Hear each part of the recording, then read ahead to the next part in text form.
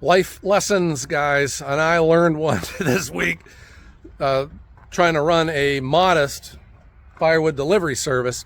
Life lesson: if you are working on your vehicle and if you need to use a sledgehammer, that is a clue that bad things are ahead.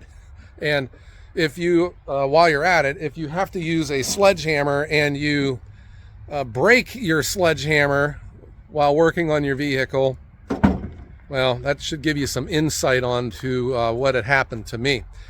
This truck has been down for 4 days. It has been on jack stands, and it has just been a cascade of events. One thing led to another, led to another, led to another, and then I broke my sledgehammer trying to fix this truck. And here I am, though. It's back on the road. I've left the front hubcaps off because it was the wheel bearings, but they're not called wheel bearings anymore. They're called wheel hub assemblies, which means they're expensive. $1,103 worth of parts. I've got all new front end parts on this truck: rotors, calipers, pads, wheel assemblies. The deal, though, is what should be a 4-hour job becomes a 4-day job when certain parts will not come off.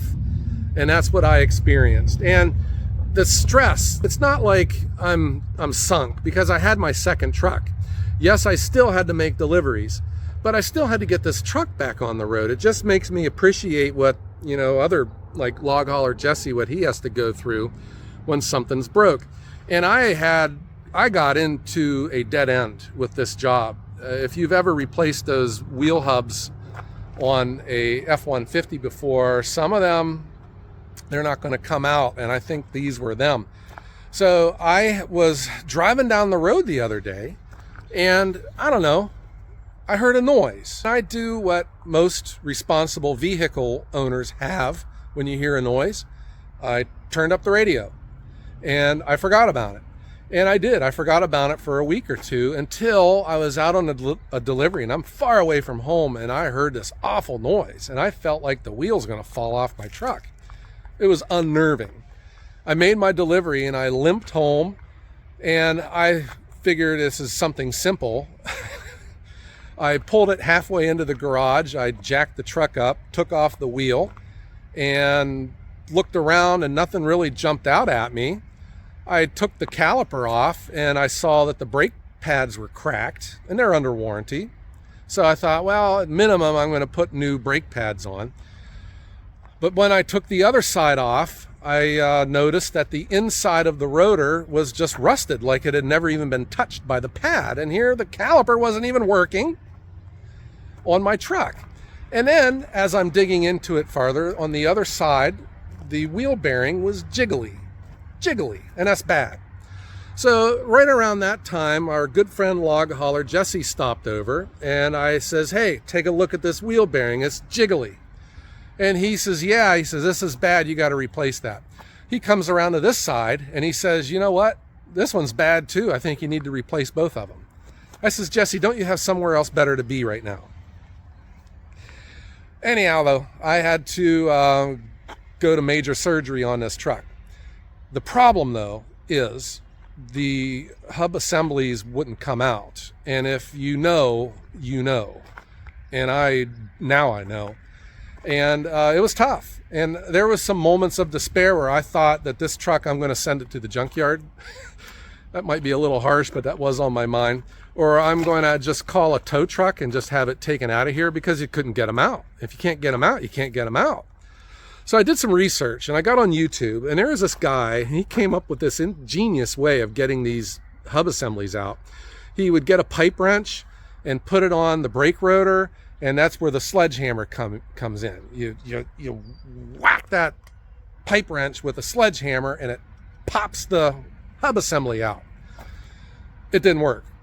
I needed a pipe wrench. I go to my friend's house and I got a pipe wrench, and it just turned out to be too small. So I says, do you have a bigger one? He says, I have a bigger pipe wrench.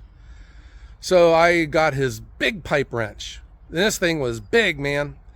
And I brought it home, and I'm swinging the sledgehammer at it, and guys, I'm an ex-baseball player here, but I couldn't hit it. I was hitting the floor underneath it. I couldn't hit the stupid pipe. And that's how I broke my sledgehammer. So I am sunk right now. And I call my good friend Log Hauler Jesse up. And I says, Jesse, I am in bad straits, bud. He says, I am on the way. And he showed up with his sledgehammer. And I got to tell you what, this guy, that's another skill that he has. He batted 1,000 swinging the sledgehammer, but it took about 20 good hits for it to come out, where I couldn't hit the darn thing at all. I was below the Mendoza line. You know, a baseball reference there for you. I just couldn't hit this stupid thing. And I ruined my sledgehammer. And Jesse, you know, it didn't come right out. I'm here to tell you, that thing, when it popped out, I mean, it is just corroded, rusted, nasty. How that thing ever came out, I have no idea. And how, after using a sledgehammer as much as we did on these front end parts, that we didn't damage other items is beyond me. But they came out. It got me thinking about, I don't know where that inner voice came from in me, where it was just telling me, Joe, you need a second truck. And it's not just because my volume is as high as it is, because, you know, you want to have flexibility. You can get 2 trucks loaded and use them. And even though it's just me, having that second truck is nice. It was really, I think, for moments like this, where this truck's down. And if you're a delivery service only, I've done my calculus here, and I'm here to tell you the most important piece of machinery that I have. It is not the Japa 405. It's not the Eastonmade axis. It's not my tractor. It is this, the truck. I'm telling you, I cannot be profitable with local pickup. Ain't gonna happen. Delivery is where all the money is. Delivery, and you can't deliver without a truck. And that's the deal with this whole situation with me. This was my first time having significant truck problems. This truck has been very reliable. I bought it at 60,000 miles. It's got over 120 right now, largely trouble-free. I've done all the tune-up stuff to it. I've kept it maintained. I keep the oil changed and stuff, but it's nowhere near a new truck. But good heavens, if you've seen the price of these trucks these days, how expensive they are. Good gosh, how can anyone afford a brand new truck? But you know how it goes. You take your choice, payment or parts. So I spent over $1,000 on parts to get this truck put back on the road. And that was not part of the budget. That $1,000 was supposed to go to the new tires, which this truck still needs. I work off of a cushion, so I just need to wait a little bit more until I get the new tires on this thing. But what a stressful 4 days. This truck sat on jack stands for 4 days, halfway into my garage to where the door wouldn't close. And I wasn't about to move it because I was committed, and I'm going forward with this. Multiple trips back and forth to the parts store. I bought 2 new hubs, and I brought them home, and of course they're not the same. The one caliper, the bracket, the threads weren't correct in it. So, you know how it goes. It's just the way it goes. But here I am. I got it back on the road. And now when I'm driving it down the road, I'm worried. Every little noise it makes, every little odd smell, I'm wondering if it's, that something's wrong now. And I'm just glad to have it back. And now deliveries will start up once again. And we have had this weird weather. This is late October, and it was in the 80s today, and it's supposed to be in the 80s again tomorrow. I couldn't work on this thing late at night because of the mosquitoes. They were just killing me in the garage with the work light. This weather is just crazy. But we've had this break with the big heat, and it just kind of coincided with my repairs on the truck. But it's nice to have it fixed. But that's my life lessons. And, this is a Firewood channel, but my channel is a day in the life of a Firewood delivery service. And sometimes we're not making firewood, we're fixing trucks.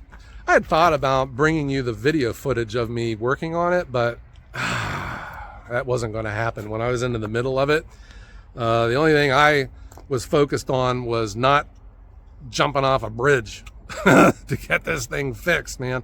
It was stressful, but wow, it's nice to have it back.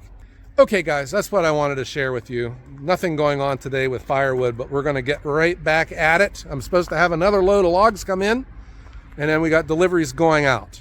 I hope you enjoyed this, and if anyone has a spare sledgehammer laying around, go ahead and ship it to me. I'll put it to good use. All right guys, I hope everyone has a great day.